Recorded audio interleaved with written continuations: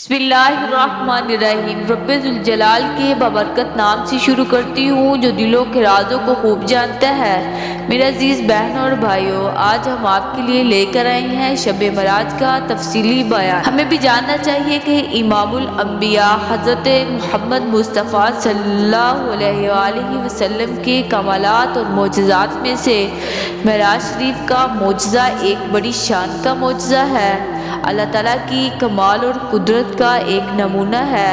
अल्लाह ताला ने इसको यूँ बयान फरमाया, सुब्हानल्लज़ी अस्रा बिअब्दी लैलन मिनल मस्जिदिल हरामी इलल मस्जिदिल अक़सा अल्लज़ी बरकना हौलहू लिनुरियहू मिन आयातिना इन्नहू हुवस समीउल बसीर। वो अल्लाह पाक है और अपने बंदे मोहम्मद सल्लल्लाहु अलैहि वसल्लम को रात के वक़्त काबा की मस्जिद से मस्जिद अक़सा से बैतुल मक़दस तक ले गया, जिसके हर तरफ मुल्क शाम है, और वहाँ अल्लाह ताला ने दीन और दुनिया की बरकतें उतार रखी हैं। दीन की बरकत यह है कि वहाँ बहुत से नबियों की कब्रें हैं, और दुनिया की बरकतें हैं कि वहाँ अनाज और फल वगैरह की पैदावार बहुत है।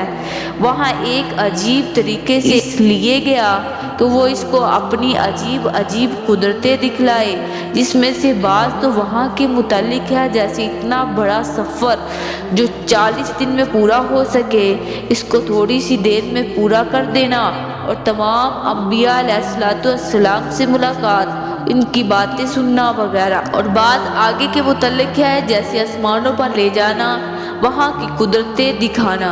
बेशक अल्लाह ताला बड़ा सुनने वाला और देखने वाला है।